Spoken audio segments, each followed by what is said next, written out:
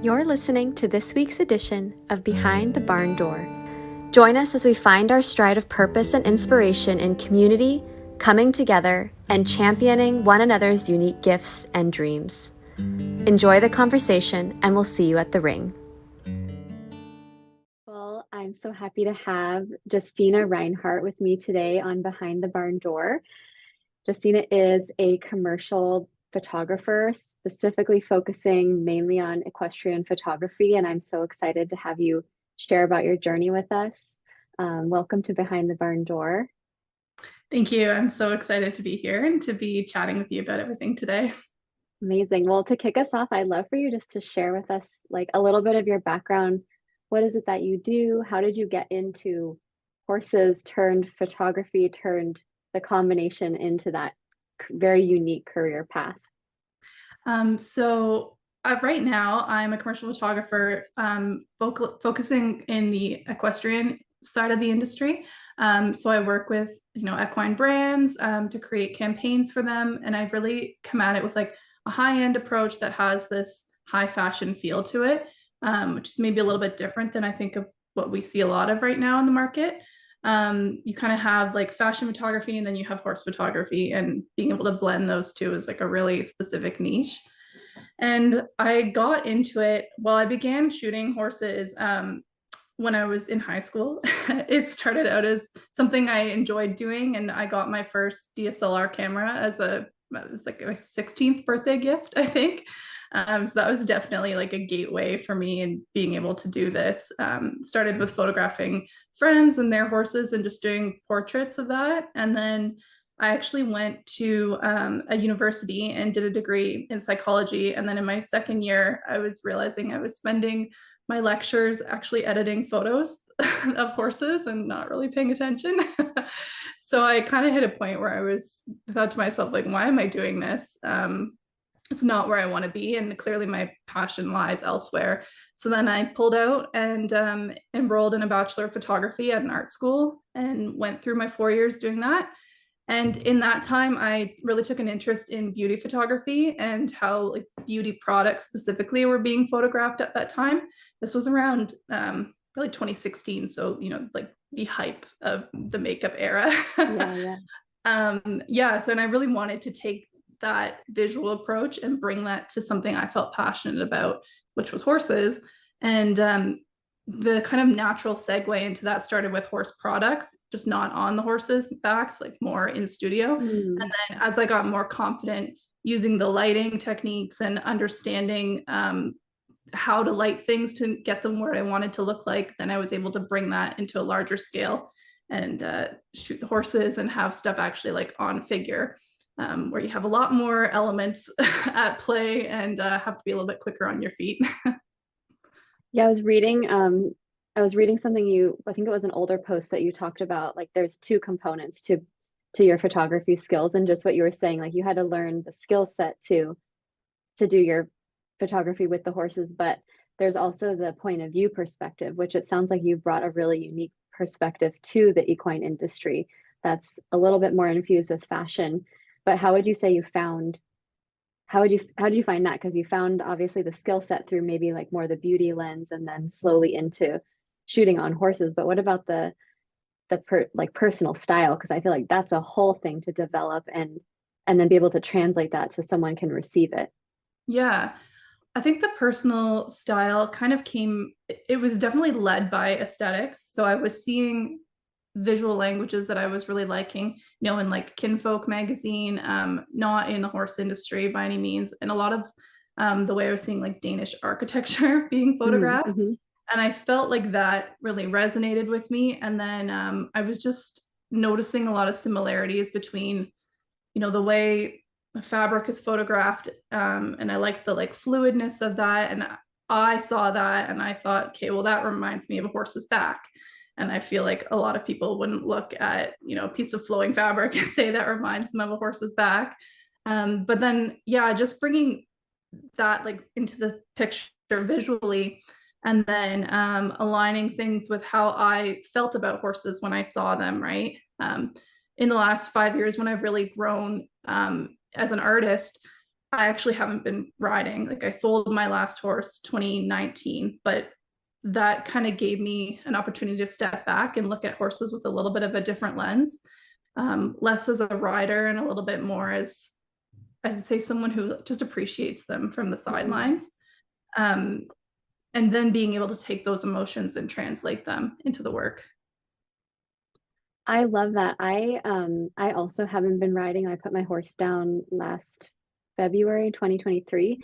But it's interesting. I love your perspective because I was sharing with someone recently. I'm like, I feel like a little bit of an imposter. Like I'm here um making clothes for horse people, and I know that, like, I know it, but being like not an active rider, there is an element that I'm like, do I fit? Do I have a place? And I'm gonna like digest what you said because I feel like that could take on a whole different um lens and interpretation for being a part of equestrian as a holistic thing versus a rider, and being Yeah, able to like show the appreciation and the artistry I think that there's comes from that. definitely something valuable about that. Like, you know yourself as a rider, when you're in it, it's a very all-consuming sport. And sometimes I don't think that you get the time to take in those details, and Hmm. to really sometimes appreciate it the same way. And when you're out of it and you step back a little bit, that's when you start to notice these things and in your words, digest them, right? Yeah, that's it's beautiful. Um, so you have your personal style. When did you say you said in the last 5 years you've like really grown as an artist? When would you say that you feel like the style that you're showing to the world now kind of began, and how did that start to change your relationship with clients and projects that you're working on? Because you've worked with some pretty like big brands, big clients at this point in your career. Yeah, I'd say it probably started in 2020. That's when I started shooting my thesis when I was finishing school and kind of decided this was the area I wanted to be in, with photography. Ironically enough, I went through my entire degree absolutely certain I did not want to photograph horses as a career. And then I finally leaned into it. And when I brought that style forward, I felt like people were starting to resonate with it. And then we went through COVID. And I think during that time, I really appreciated what photography was a lot more because, you're just out of school trying to get a job and there was nothing to do. So I had some time to play and photograph in my living room and make a studio there. And I think during that time, I was able to really hone in on the style that I've kind of become known for. And Yeah, there was something else I was going to say on that point. I just lost If it. it comes back to you, you Yeah, can. yeah, but having that time to play and there was no pressure. I think that was the Mhm. big thing. And just being able to kind of put my voice out into the world. And then when things started to kind of pick up, things were opening again. The work that I had put in during that downtime really started to pay off, and I was in demand for work. And do you get most of the demand, is that like people who see your work like on social media, for example, or through other clients, they see that you've been photographing them? I would say a lot of it has been through social media. We talk about like the rise and fall of Instagram a lot lately, but Yeah. Instagram has been very, very good to me. It's interesting the way that communities work on that platform, and Hmm. I think it's very effective at getting your work out there within a whole bunch of people who have the same interests, right? Hmm. Hmm. So I've been hired by large brands through Instagram, and I don't think a lot of people are necessarily thinking like, oh, okay, I'm going to target marketing directors, I'm going to target art directors through Instagram. Usually on that side of the industry, you're going to like formal networking events or you're reaching out through Right, email. on more the professional side versus like the Yeah. consumer side. Yeah, but a lot of the people who I have connected with that are in hiring positions for these brands, they're scrolling through Instagram on their downtime, right? Mhm. So it's happened pretty organically. How do you take your style? Like I was looking at your portfolio before we jumped on just to kind of see the latest that's up there. And I can see your style throughout all of them, but there's still a very unique um, visual for each different brand that you work with. So how do you kind of fuse that because you have your personal style as a photographer, but you're also capturing a brand that has their own style and what they're trying to say. And obviously there's some alignment if they've picked you to photograph it, but how do you approach that? Because I'm imagining it's not all just the same strategy. Yeah. A lot of being a photographer in this position is being able to put your ego aside a little bit and understanding that, you know, the client at the end of the day is the one that's paying for the job. And being able to adapt your style so it does feel like their brand. But at the same time, when you're in this kind of position, you're usually being hired because they do like what you're putting out there. So I would say, yeah, it's definitely finding a middle ground, a lot of open communication with the client and really understanding like what their needs are as a brand, understanding their product and really taking time, if you have it, to get a good grasp of their product. One of the things that I'm often finding is when I photograph pieces, especially if it's not like a local company, they'll end up sending the pieces to me to photograph them. So I'll get a little bit of time with them before I actually have them in front of the camera. Mm-hmm. And I really value that time because then I can go through and say, okay, well, like this harness has this feature, should definitely showcase this. And I can take my notes that I've had in my calls with the brands and actually put a visual to that and understand it. So I think that's all like very valuable. Do you have a preference of like big or small brands, or is it more just like project based and the like values and aesthetics of the brand?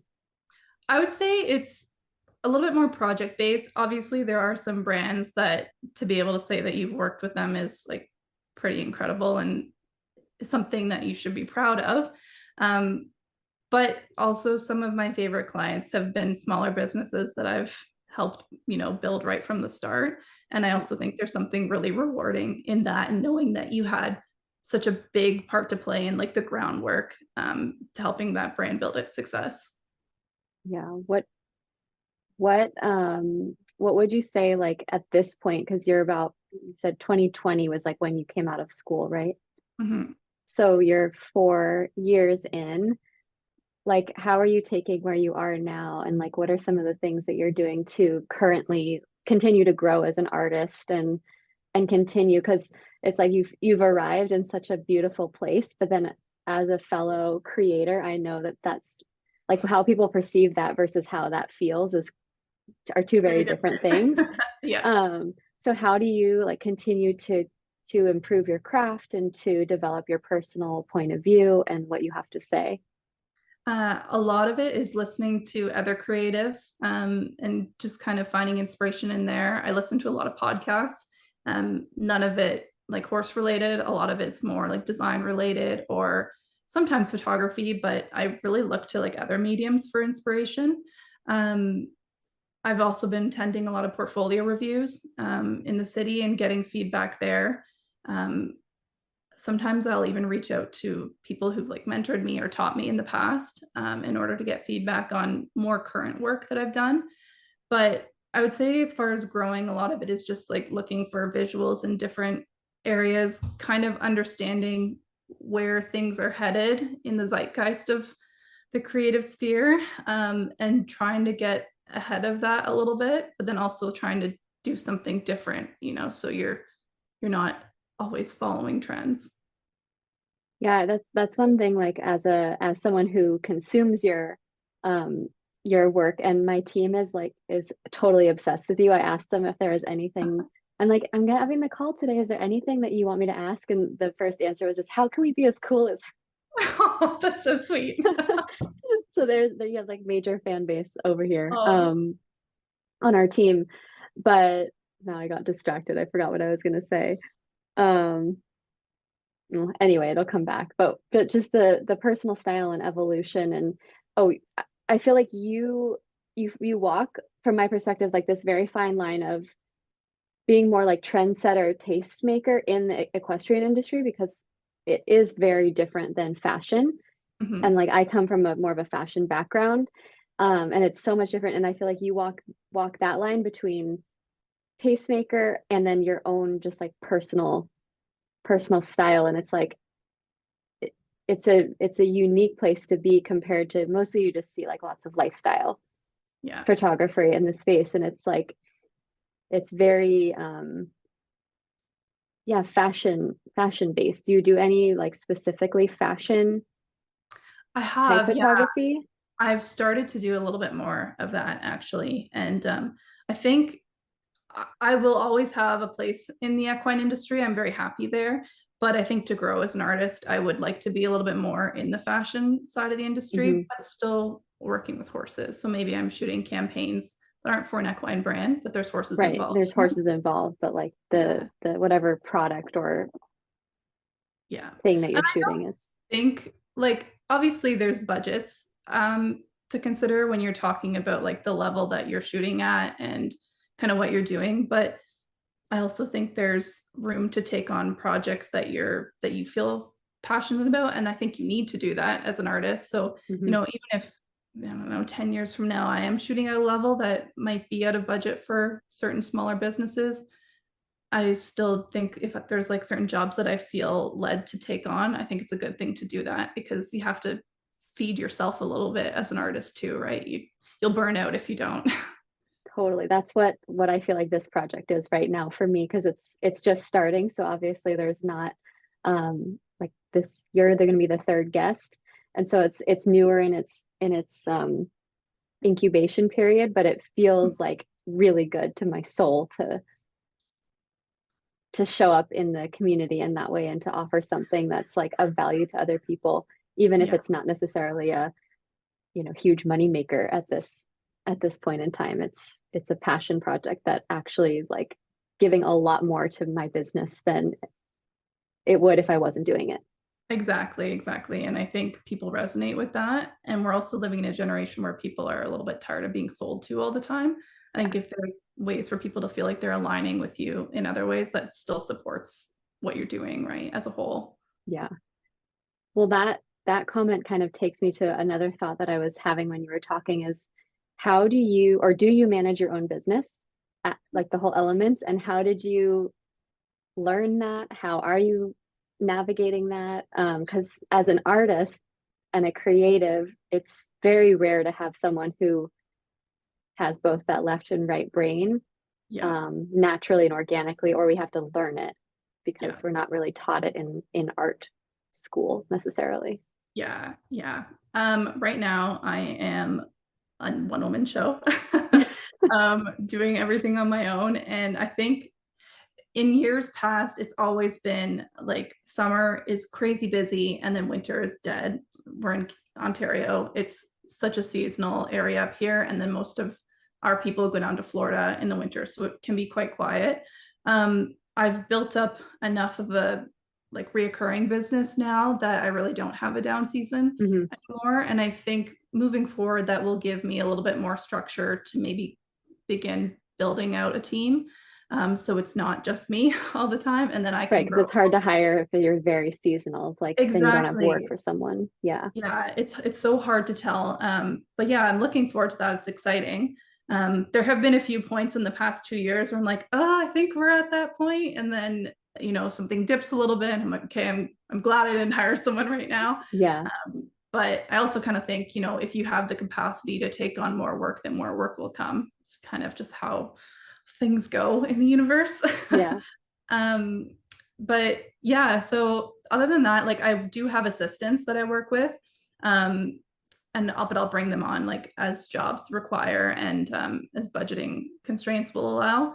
But other than that, yeah, it's pretty much just me and a very good accountant. So how do you navigate, like I'm curious more just like logistically, day to day, how do you balance all of that? Because that's from an outsider perspective, it looks like a lot just to set up. Like, we do shoots, they take Yeah. forever, and it's a lot of investment time and energy wise. So how do you do that with all the clients you have and run your business and social media and everything? Right now, I'd say it's pretty flex, like based on a week to week thing. I know some photographers are able to get to the point where they're like, okay, I shoot Monday, Tuesday, and then like the rest of the week is at the desk. Hmm. Um, I'm finding right now people still need more flexibility from me. And, you don't want to turn down work because you're just saying, no, I don't shoot on those days at this Yeah, point. yeah. So I just kind of go at it like week to week at this point. If I have a really heavy week with shooting, which in the summer months that tends to be how it is, then I know like I might not have weekends off. I might be spending weekends at the computer, and that's fine. It's a little bit of like, get the work while you can. Mhm. And then yeah, I do try to do a lot of like pre-planning for Instagram so that when things are busy, then I still have content that can get pushed out. The sometimes hard part about shooting commercial work is you don't necessarily get control of when things are released. So there's periods of times where I feel like I'm digging through older work that's already been published so that I can share things. Right, because you're waiting for the client to release things before Yeah, you can to share obviously it. share them. Yeah, so a little bit of that, but yeah, I am pretty flexible, and I just try to kind of go with the flow for my own schedule, and really, when I know I have like mental energy to send out an email campaign or something, I'll try to do that like when I have it, because I know, tomorrow I might be really tired because I've been staring at a screen editing all day. Yeah. Yeah. You said you're not riding, but are you actively at the barn at all? Or are you pretty much like the horses in your life is more through photo shoots? I would say it's mostly through photo shoots. I have a lot of friends that are still very involved in it. So if I'm visiting friends, I will, sometimes see their horses at the barn, or I'll run over to the horse show and catch up with them, after they've competed for the day. But at this point, I have so much on my plate with work. I do feel like the horses fill my cup in that sense. And I have just so much going on with life right now, like getting married in January. I was gonna And say, I just saw that you're getting married in the new year. yeah, so we're trying to get that planned. We're in the final 6 months, so it's busy right now. Are horses gonna be an element of your wedding, or are you are you separating it? Not of our wedding, but they will be a part of our engagement photos. Okay. We'll stay tuned for those. Yeah, yeah. I was wondering that like I keep coming back to your personal style because I just feel like it's when a photo pops up on my feed, like I know it's yours immediately. And so how, like if you had someone who's starting out, whether they're in photography or not, but they're, in a creative field, how would you give them any advice on how to find that personal style? Because it's probably a hard thing to teach. And then it's kind of trial and error and seeing what resonates. But how would you guide someone who's in the creative field? I would say, like, first of all, take the pressure off. I think a lot of people see work being put out on Instagram and think, okay, I need to recreate that in order to find success. And that's not how it goes. I think authenticity is valued as an artist and is what helps you get work in the long run. Um, so looking at different sources of inspiration and then taking that and playing around on your own, shooting projects for yourself. Creative work is a huge, huge part of just being able to build your own voice as an artist, and doing things where you're your own client. You're not answering to anyone else. You have the time to play around and figure out what you like and what you don't like. Looking at different mediums of inspiration, like, look at oil paintings that you feel drawn to and analyze them. Like, why do you like that? What colors do you like in it? Do you like the textures? Do you like the way the light is portrayed in that? Looking at fashion, looking at architecture, all of that stuff, because you can take little elements of things and apply them to your own work, right? But aside from visually, I think a lot of it is looking like in at yourself and understanding your experiences in life, understanding where you come from and what is important to you. When I first started photographing and I was in school, when I first started photographing like horses at this level while I was in school, I felt a little bit like I didn't have a voice as an artist because I didn't have something important to say. And it took me a little bit to realize that what I am saying does resonate with people. It just, it's not changing the world. in a sense where I'm like not making a political statement or something, but it is impactful in other ways. And sometimes it's all it needs to be. Like, it doesn't need to be life altering. Yeah, or like make you famous for something. Yeah, It's like the exactly. immediate people who get to receive it. It can be like Yeah. enough for the art to exist or just for expression too. Yeah, exactly. Do you find time to still be your own client? I mean, it sounds like in 2020 you had a lot of time to be your own client, but now like how do you build that in, or do you do other mediums besides Yeah. photography? I really try to shoot at least 2 or 3 creatives a year. The hard thing about what I've been trying to do lately is because I'm trying to really elevate things, there is a lot more production involved, Hmm. and a lot more things to, consider. Um, the more people you have involved, the more you kind of have to expand your budget as well. Right. So yeah, it's about like properly budgeting and making sure that you can fund these projects yourself. And Hmm. then, yeah, finding the time to do them is a little bit hard because I always want to shoot when the weather is nice. And then that's when I'm busiest with other Right, things. you have other clients. Yeah. So if there's one project that I've had on my like to photograph list for 2 years now, and I'm finally this year, I'm like, okay, I reached out to someone, so there's some accountability on the collaboration. Like, we're gonna do this year. There's just some things that have to get in a row before we can actually photograph it, but it's in motion. Do you have like, is there something that exists that is like an accountability or a group for creatives, like specifically for this area of like your own creative expression projects? Because I feel like that's something that I'm missing as well. Like I've Yeah. obviously tons of creative stuff that I'm doing, but just creativity for the own sake of expression, like Mhm. having a place where that could be met with peers could be really interesting Yeah, that would be great. That'd be a great space to be thing. That's involved like in. once, not a huge commitment in terms of number of projects, but it's like you get to come and show and like be Mhm. seen by other creatives in like just your personal point of view. Yeah. I think that would be a really interesting and unique. I don't think it's really a mastermind, but No, it's definitely it would be a valuable thing to have for sure. Yeah. It's so maybe easy to maybe we get. add that to our plate. Yeah. Yeah. Next step on the list. Yeah. But Yeah, yeah, it it's just seems so like that would be a valuable thing to have as like a way for the person who's offering service to the clients be to be that. yeah. No, I love that. I love that idea. That's great. I'm gonna noodle on that a little bit. Yeah, you should.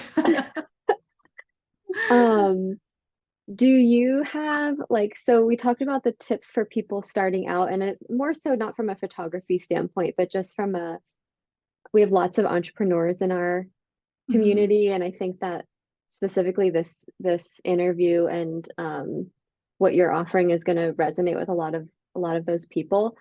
But do you have any other tips for people starting out on their entrepreneurial journey, whether it's necessarily through a specifically art or just we're all creative in when we're starting a business?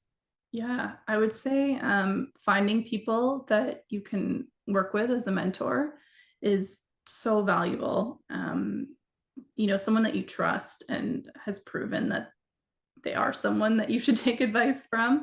Um, because so much of this you will not learn online. Like, you can't Hmm. Google half the stuff. It just comes from experience. Um, and there will always be like situations that you end up in where you need advice. Like, I have that all the time still. I still will photograph or text my mentor, Hmm. and ask, this situation came up, how would you handle this? um, I think that's really valuable. And then networking and just meeting people, because so many opportunities come up to people through word of mouth. Like, you just never know. It's all about who you know. You can be very talented, but it's also the people who are really well connected that tend to do well. I think it's an interesting like thing to think about networking now in 2024 too, when we're all just online. Yeah. Like everything's online, everything's on Zoom. There's of course in-person events, but like how to navigate the networking component and and authentic networking, not like, like there's LinkedIn where you get spammed by 8,000 and when you add it, they're trying to sell you something, but just genuine connection for connection's sake. Yeah. Um, Well, for me, even, if there is someone I would like to work with, and I am, for example, adding them on LinkedIn, I always try to find common ground. mhm. So, you dig a little bit into like projects they've recently done and comment directly on that so that it feels like you're not just someone out of the blue sending a mass message to multiple people, right? Yeah. I think stuff like that makes a big difference. Also, just paying attention to details in people's lives and trying to celebrate certain moments with them. I had one of my best clients from a few years ago. When she got engaged, I like put together a little engagement gift for her and met with her and dropped that off because I just think that like details like that brighten people's day help make you stand out as well. Yeah, and it adds the human, like the human component Yeah. to what you're doing versus just I want to make money and have you as a client. It's like, no, I value you Yeah. as a part of my ecosystem, my community. Yeah. And I think, especially in kind of the global atmosphere we're living in, where we're starting to get more into AI, everything is like automated and machine made. Hmm. Having that human touch is so valuable. Hmm. My husband and I were just talking about that because, AI, like there's so many things going rampant right now as it just feels like it's going Yeah. from up to just like straight up. And Same. he was saying, he's like, I really think that anything that has a human touch to it, the value and the price is after this initial kind of boom, it's gonna flip flop and we're gonna have that deep desire. Like I feel like we did maybe a decade ago, especially in fashion for that like makers. Yes. Um, and it kind of disappeared for a little bit Yeah. for more of the technologically based things, but having more of that hand touch, whether Yeah. it's in product or just like what you're saying, like creating something personalized and delivering it or gifting Yeah. it to someone. Yeah. Yeah. And even I feel that, and I think it took a little bit for me to understand why I was feeling this way, but I started getting drawn more and more into film photography. Mm, And I think it was just this pushback against having to be, spending hours and hours on like the digital side of things and actually having something that you can slow down with. You're shooting on this big, heavy camera that, and you don't know what the results are going to look like, but it like forces you to slow down. And you have a tangible thing at the end of it. Um, yeah, I've enjoyed that a lot more. And I think we will probably see a rise in that. do you find like similar with iPhones compared to remember when we were little, it's like you got your little disposable camera and then you took it to whatever the drugstore and they developed and you just got surprised with what it was. But now we have 5 million photos and you're trying to sort through the 100 different shots you took of the same thing, which for a commercial photographer, I imagine that's valuable because you can really hone in on Yeah, exactly what it is. But there's probably also an element that's like a little more peaceful of just having like, here's the one shot or here's the three exactly. to It's kind choose of from like, versus overwhelm. yeah, it is what it is. And Hmm. you've like made it the absolute best that you can, but then that's kind of where you're at, right? Um, with the commercial photography, there's such a draw for perfection. And it makes sense. Like you're photographing a brand, you're trying to showcase things in the best light. But I think from a personal standpoint, being able to then do the polar opposite is just refreshing for my brain. Yeah. Yeah, I can imagine. I'm like interpreting that in my own just like sensory experience of fabrics and textiles and the difference between like sending something to the factory versus when I will sew it myself. And I obviously can't do that for a brand, but just the having the visceral difference of both. Yeah. Um, is there like, do you have any trends that you're seeing in the equestrian industry right now that you think are important or things that you're seeing, Hmm. from more of that bird's eye view where you're kind of watching what's happening in the landscape of the equestrian world? Yeah. You think on that. I'm gonna be honest with you. I like on purpose do not follow a lot of like other equine photographers and stuff like that just because I don't want it influencing how Hmm. I see things. Um, but yeah, Or I as would, the industry, like industry more as a whole versus like the horse world versus not just photographer. yeah, I think, I mean, besides like the obvious things that we're hearing about over and over again, like people being priced out of the industry, Hmm. um, I do think maybe there might be a shift away from the need to like horse show all the time and that being like the be all and end all because it's being Hmm. broadcasted on social media. And I think Mm. you're going to find a lot of people who are hitting a point where they're like, okay, I can't afford to show. I just need to decide I'm going to enjoy this for what it is and for myself. Which was a point I wish that I hit before I sold my mare because I kind of got caught up in that loop, right? But I think if I were to go back to it, that's where I would come into it at like, this is what I can afford and this is the scale in which I can do it. And I'm going to love it for what it is. And if I'm not down in Wellington showing, then that's okay. Yeah, it's just it's like back to I don't want to say ego, because like for some people, I'm sure it's not that, but it's just like, what do you find valuable and how do you really like enjoy exactly where you're at and how you can approach the sport and the animals versus having it have to be like be all like everything or nothing. Yeah. Yeah. And I do think a little bit too, just with the way we have this kind of rise in the horse industry right now. If you look at like Calling All Horse Girls magazine, where Hmm. things aren't always like perfect and pristine. Like you would, I don't know. I'm thinking back to like Horse Girl Tumblr from like 2014, Totally, totally. where it was like, oh, ribbons and like Devon and everything's perfect. And I show hunters, and now it's a little bit more like rugged and kind of cool girl that way. Yeah, So yeah, maybe I think maybe we might have a little bit of like a pushback against that. Who knows? be interesting to see. Yeah. Um, well, as we start to wrap up, I have a question that I ask everyone at the end, and I didn't prepare you, so hopefully that's okay. But the brand mission behind Hannah Child Lifestyle is all about empowering women and celebrating one another's dreams. And so, for this question, I wanted to ask if there's a dream, whether it's big or small, that you have that you're kind of currently working towards that you'd like to share and have everyone in the community hold with you. Because I feel like it's one thing to have your dream and they can be vulnerable to share Yeah. because it's like if it doesn't come true, then there's like an element of failure. Mhm. But there's also a lot of power in having people like holding it and championing your dream with you. So I'd love for you to share if there's something that comes to mind. Yeah.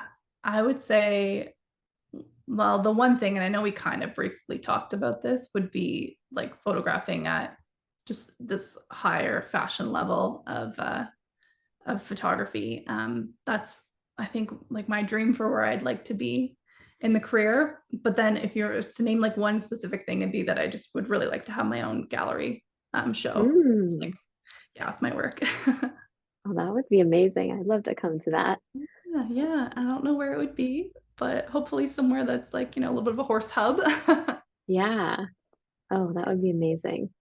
Yeah, Well, I was invited this winter to go down to like for the Love of the Horse, which was put on in Wellington, and that kind of mhm. gave me a taste of what I could do with that. And yeah, I'd definitely like to do more of it.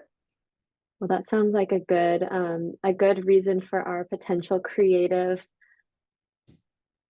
hub mastermind So thing. Well, thank you so much for being with me. I'm excited for our live workshop, and we'll share more about that in the show notes. But I'd love for you to share where people can find you, both social media, website, and if there's someone watching who wants to hire you or think about working with you, how can they do that as well? yeah, so I'm on Instagram. It's at Justina Reinhart. I also have a personal Instagram, which isn't as much horses, but you'll kind of still see the visual language. There it's from Justina. And then my website, justinareinhart.com. I also have my Pinterest, which is Justina Reinhart. You can see a little bit more of like my inspiration and what I'm feeling led by on those boards there. And then, yeah, if you'd like to reach out about hiring me, you can by all means send me an email and we can set up a conversation and talk about what you'd like to do. Amazing. Well, thank you so much for being with me, and we'll see you for our live event. Awesome. Thank you so much, Hannah. Thanks for tuning in to this week's edition of Behind the Barn Door. If you loved this conversation, be sure to hit subscribe and sign up for our mailing list on hannahchildslifestyle.com to stay on track with our next guest and hear more about upcoming community events. See you next time.